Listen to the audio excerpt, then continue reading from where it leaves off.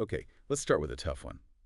If your self-love means you're basically never wrong, everyone else is, I don't know, toxic, and accountability just isn't in your vocabulary, are you really loving yourself? Or maybe just marinating in a really comfortable delusion? Oof. Yeah. Yeah. That's the hook, right? Welcome to the deep dive. Tonight, we're getting into something that sounds lovely, honestly, but might just be, well, a bit of a mirage. This whole idea of unconditional self-love. It's that siren song, isn't it? Love yourself no matter what. Beautiful sentiment. But what actually happens when that no matter what becomes like a shield? A Yeah. shield against any kind of honest look in the mirror. Where does that actually lead? Not just for us, but, for everyone. Exactly. Imagine just for a second a world where everyone genuinely believes they're flawless, just because they decided they are. What happens to ambition then? To growth? Humility? Right. Where does the drive come from? Well, To learn something new, fix a relationship, even just try harder. Would we all just become like these self-satisfied statues? stagnant narcissists, maybe? It sounds harsh, but Well, if everyone's completely convinced they've got it all figured out, that basic human itch to get better, to reach for something, they could just evaporate. right. Often it's that friction, isn't it? Bumping up against our own flaws that actually sparks change. I have to confess, I went through a phase. Self-love was my go-to excuse. Made a mistake. Oh, just protecting my energy. Hmm. Didn't want that difficult chat. Prioritizing my well-being. And honestly, it felt so empowering at first, like I had this magic permission slip Yeah, I get that. until, I kind of looked around and realized I'd built this little fortress, just me, inside. Pretty lonely, actually. It's such a subtle trap, but it's really potent. Mm. That language, the self-love vocabulary, it can become this incredibly effective defense mechanism. Totally. It just bats away any feedback that might, bruise the ego a little. Mm. But, I mean, Socrates said it ages ago, right? The unexamined life, it's not really worth living. Can you truly love yourself without that honest look? Good point. And think about it, we're absolutely bombarded these days. Manifest this, push yourself first, love yourself unconditionally. Like all the time, it's everywhere. Yet somehow, anxiety, loneliness, depression, Yeah. they seem to be climbing Mm. higher than ever. So is it possible that this constant focus inward, this me first thing, is actually contributing to the problem? Not fixing it. It really makes you wonder, doesn't it, if this hyper-individualism, this like endless gardening of the self, is maybe digging deeper trenches between us. How so? Well, if everyone's just curating their own vibe, focusing only on their journey, where does that leave things like community, collective responsibility, Yeah. shared humanity? Does it just fade away? And the market for it, it's huge. Self-love apps, workshops, influencers, you can practically buy inner peace now. You see it everywhere. Bengaluru, London, New York. It's booming. Absolutely booming. But has chasing self-acceptance turned into just another consumer trend? Like, less about real growth and more about buying the right stuff? When did inner peace become a product you add to your cart? That's what's so fascinating, isn't it? How something so deeply personal, so internal, has been sort of packaged up, externalized, made into something you buy. Yeah. And when self-acceptance is something you purchase, what gets lost? What's the trade-off there? Does it lose some intrinsic value? Okay, consider this too. Hmm. What if constantly telling yourself, I'm amazing, I'm perfect, actually makes you, well, more fragile, like less resilient when criticism or just, life inevitably happens? Mhm. If your whole sense of self is built on this nonstop positive self-talk, what happens when reality gives it a little shake? Does it all crumble? That's a real risk. You could end up with this sort of emotional thin skin. Yeah. If your self-worth totally depends on hearing only good things, especially from yourself, then the normal bumps in the road, the setbacks, they feel way more threatening. Right. Because you haven't built up that resilience that comes from seeing yourself a bit more realistically. Balanced, maybe? I saw this post online the other day. It was something like, my most toxic trait is thinking I have no toxic traits because I love myself. Oh, wow. And it got thousands of likes. It was funny. Yeah, darkly funny. But also kind of chillingly spot on about where this can lead. That's actually quite profound, even if it was meant lightly. It points straight at this danger, this blurring between self-love and just zero self-awareness. Totally. If you're not even willing to consider you might have flaws, how on earth do you grow past them?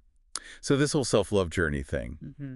when you're on it, are you genuinely trying to understand and accept your whole self? You know, the messy bits, the mistakes, all of that. Oh, wow. Or is it more about curating this perfect image? Like creating an idealized you in your head and then just showering that version with praise? Is it authenticity or is it performance, even if the only audience is yourself? That really gets to the heart of the intention, doesn't it? What's the driving force here? Is it a genuine search for inner peace, for Hmm. accepting who you are? Or is it becoming, I don't know, another way to signal something? Signal what? Like projecting this image of being healed or enlightened or having done the work. Performance, like you said. We all know that phrase, you can't pour from an empty cup.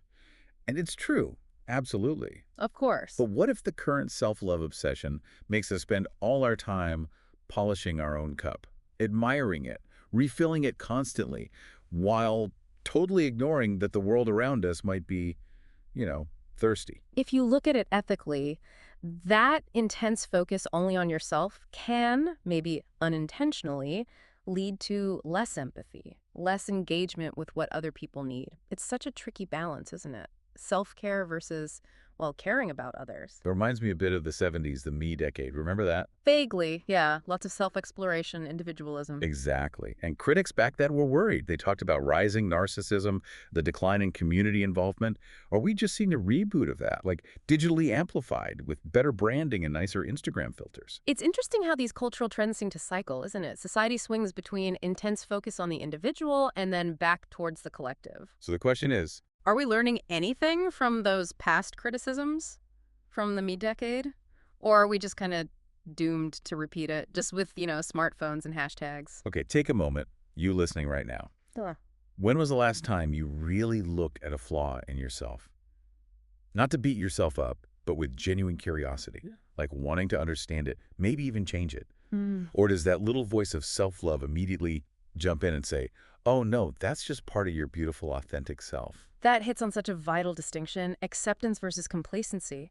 Real self-love, maybe. Maybe it's not about blindly accepting everything. Maybe it's about accepting the imperfections as like starting points for growth, for positive change. You hear it all the time, people Right. cutting off anyone who drains their energy Yeah.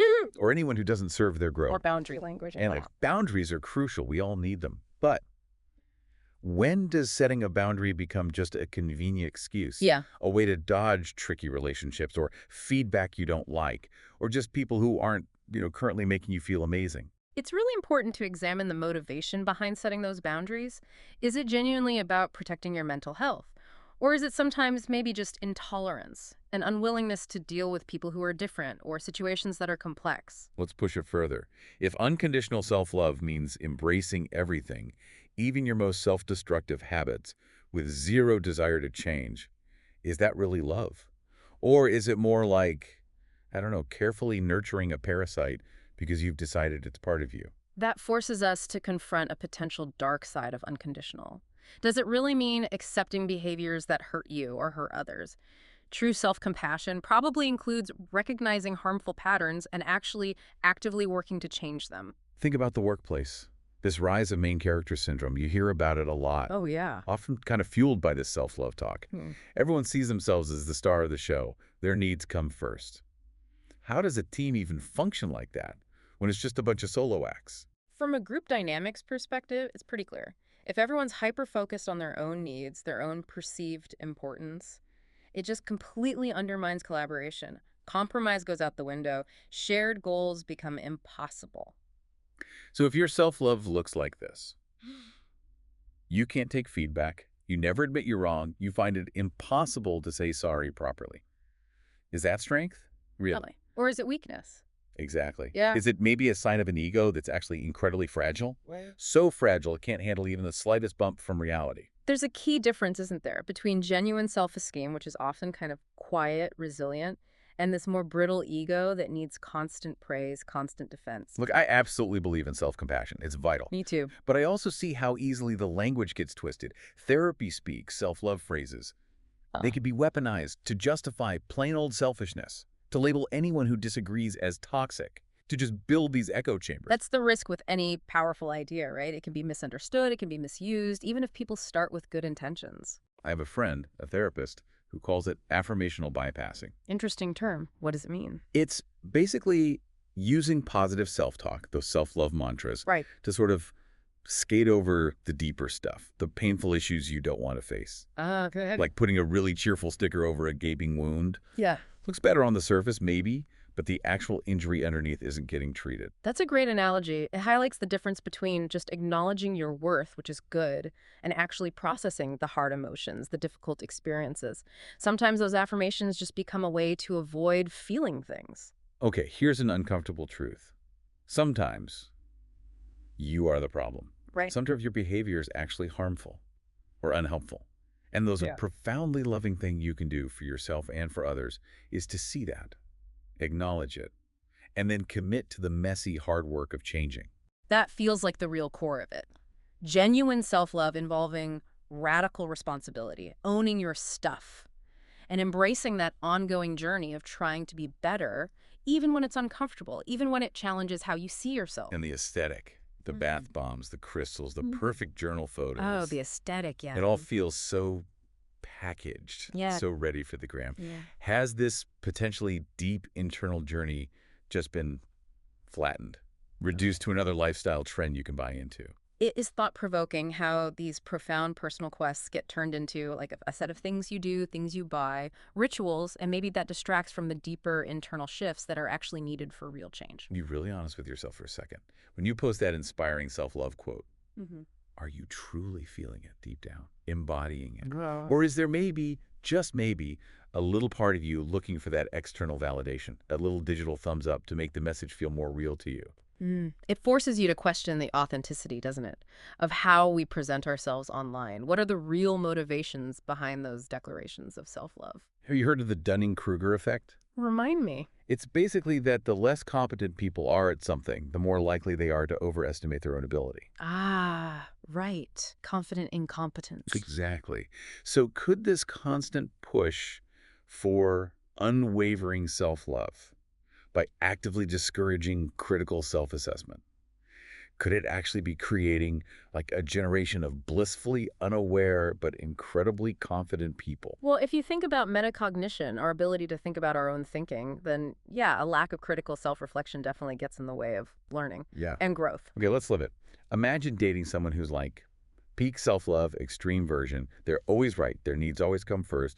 They need constant validation but give very little back. Is that attractive? Is it sustainable? Or just Yeah. absolutely exhausting? That relational angle is really helpful. It shines a light on how this intense self-focus can impact the people around us. It really highlights the need for reciprocity, for give and take in healthy relationships. You want to be unapologetically you.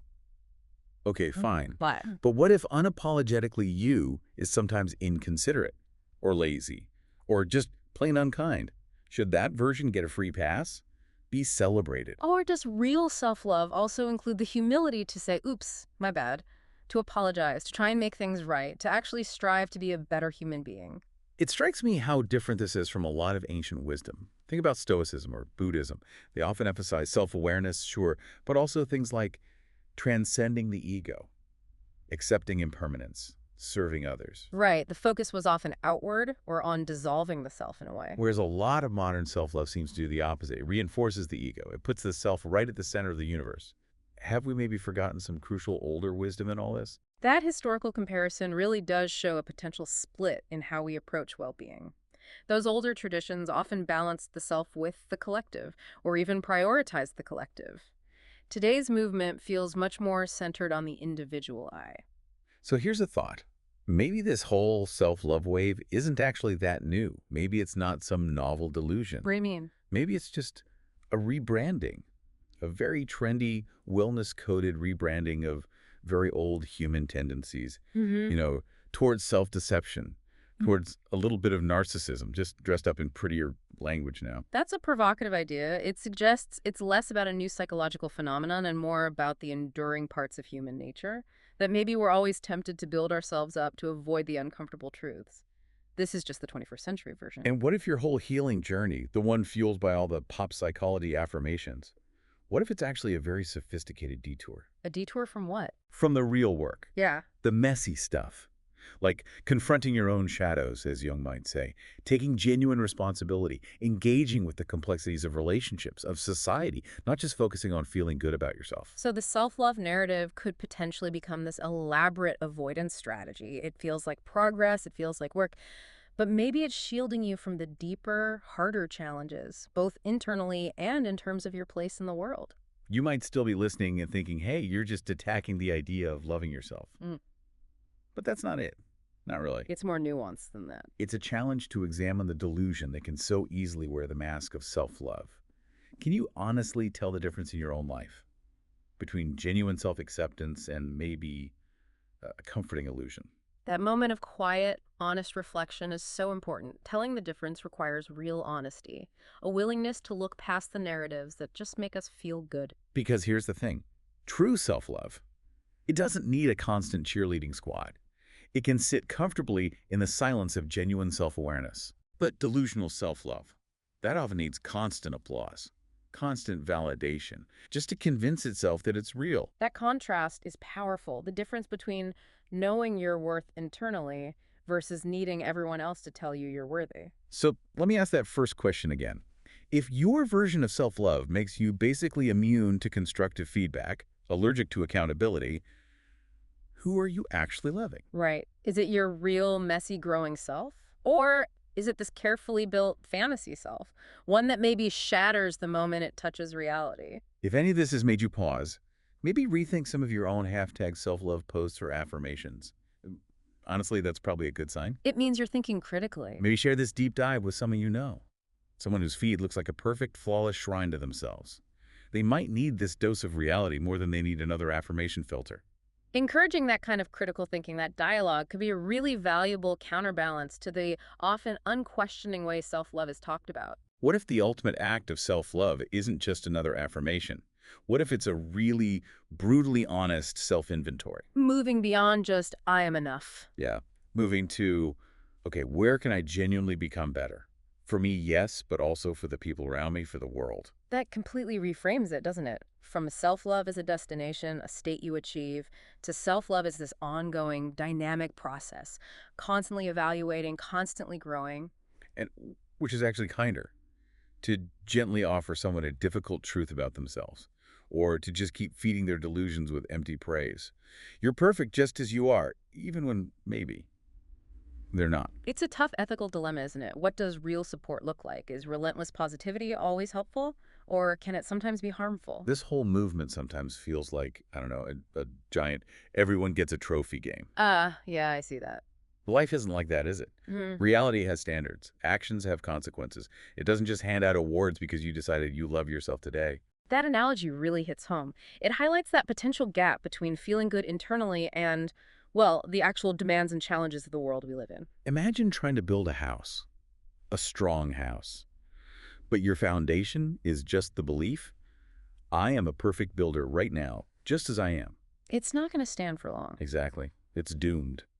Self-love, without self-awareness, without actually developing skills or resilience, without being grounded in reality, it's just as unstable. That image really drives home how important it is to base our self-view on something real. A realistic look at our strengths, yes, but also our weaknesses and where we need to develop. Try this exercise. Can you list 3 specific, concrete ways that your self-love practices have actually made you a better person in relation to others? Not just how they make you feel. Right.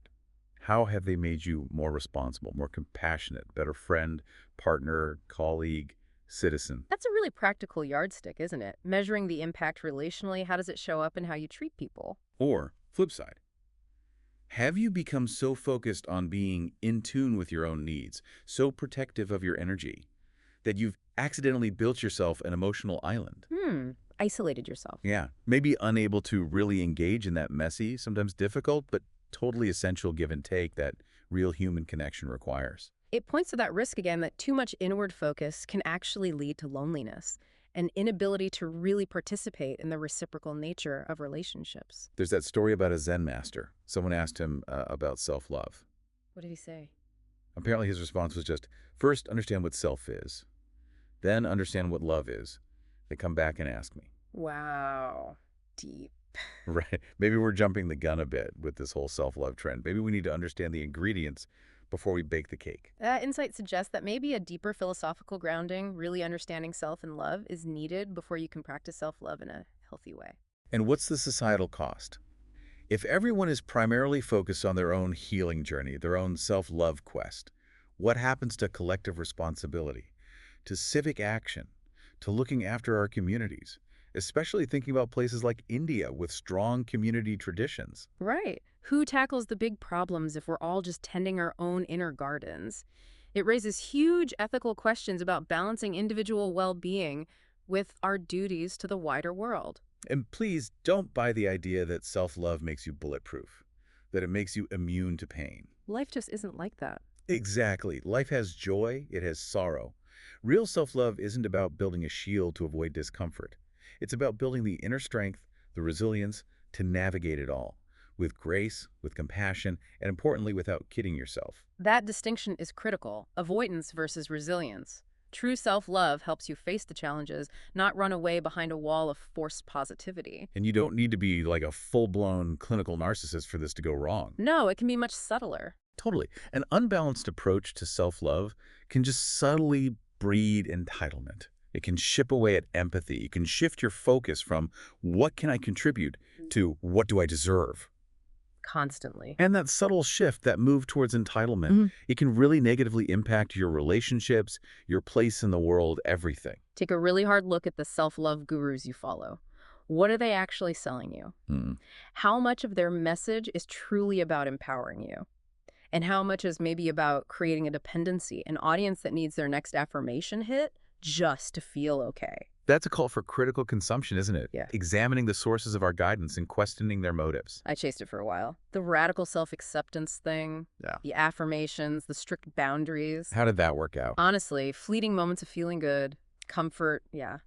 But the real lasting peace, that came later. It came from actually honestly looking at my own flaws, my own BS, not from pretending they didn't exist or calling them beautiful. That personal insight really shows the difference, doesn't it? Between a superficial embrace of some ideal self and a deeper, more grounded acceptance of the messy, complex reality of being human. Oscar Wilde had that famous line, "To love oneself is the beginning of a lifelong romance." It's a great quote. But what happens when that romance becomes totally all-consuming? When it leaves no room, no air for real connection with anyone else? It asks that crucial question about balance, doesn't it? Can even something positive become isolating if it's taken to an extreme? Maybe there's a truth about yourself, something you're actively avoiding, carefully papering over with layers of self-love talk. Hmm. You probably know deep down what it is, that little discomfort, that thing you keep pushing away. Right. That's often where the delusion finds fertile ground. That's a direct challenge, isn't it? To confront the uncomfortable truths we might be using self-love to suppress. Have you ever felt that little prickle of irritation? Maybe even, dare I say, envy? When you see someone else's super polished, maybe slightly performative self-love display. Yeah, I think most people have felt that. What if that feeling isn't actually jealousy? What if it's a sign? A sign that you're actually craving something more authentic, something less theatrical. That's an interesting reframe. That maybe the irritation comes from recognizing the performance and longing for something real instead. Look, there's no magic formula for how much self-love is right, but maybe a good test is this. Does your self-love make you a kinder person, a more responsible person, a more engaged human being? Or does it just make you feel better about not being those things? That's a practical, outward-looking test. How does it affect your actions in the world? Maybe you're not supposed to be your own 24/7 adoring fan club. What's the alternative? Maybe the healthier internal relationship is more like a compassionate but firm coach. Someone who genuinely believes in your worth, but also pushes you, gently nudges you to actually be better. I like that. Shifting from cheerleader to coach, it implies both support and challenge. Yeah. Necessary challenge. Okay, ultimate choice. Life A, steeped in blissful, self-loving delusion. You feel amazing all the time, but you don't really achieve anything meaningful. Life B, marked by struggle, self-doubt sometimes, challenges, but ultimately leading to real accomplishment, real contribution. Which one does your truest self actually want? That puts the choice in stark terms, doesn't it? Comfort versus meaning. Feeling good versus doing good. And you just can't preach love and light and positive vibes only at the top of your lungs if your own unexamined self-love lets you hurt people or ignore injustice. The hypocrisy becomes pretty obvious. Glaringly obvious to everyone else anyway, even if you're sailing along in your bubble, completely unaware. It really underscores the need for consistency between our internal state and our external actions, our ethics. Imagine if everyone on Earth hit peak self-love, as it's often sold today. Would we suddenly get world peace? Or would we just have 8 billion individuals demanding the universe cater to their perfectly affirmed needs and boundaries? That thought experiment really questions those utopian promises often attached to the movement, doesn't it? Here's a paradox for you. Maybe your relentless search for self-love is the very thing distracting you from a simple truth. You're probably already worthy. Mm, Maybe the frantic searching for it is what stops you from simply recognizing it. that's a fascinating twist, that the striving itself might obscure the goal.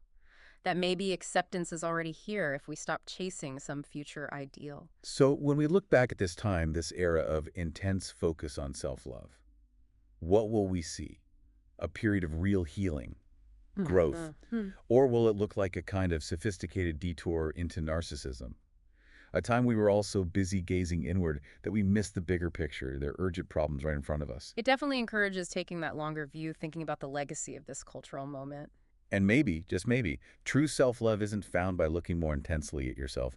Maybe it's found when you lose yourself a little. How do you mean? In a cause bigger than you, in real connection with others, in finding a purpose that's so absorbing, your own ego starts to feel wonderfully, kind of liberatingly small. That offers a really powerful counter-narrative, doesn't it? Finding Mhm. fulfillment through contribution, through connection, through transcending that purely individual focus.